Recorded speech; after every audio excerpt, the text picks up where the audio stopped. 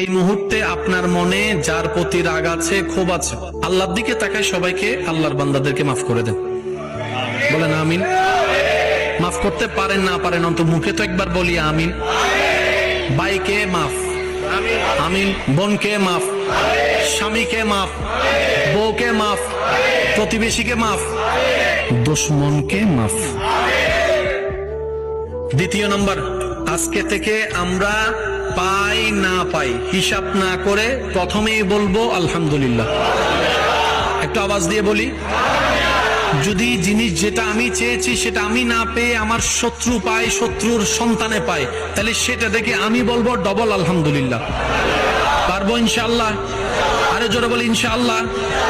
পাই না পাই কোন প্রকার প্রশ্ন ছাড়া, চিন্তা ছাড়া বলবো আমরা কি আলহামদুলিল্লাহ। তৃতীয় নাম্বার, হাঁটতে বসতে উঠতে আমরা মন নরম করে আল্লাহর কাছে শুধু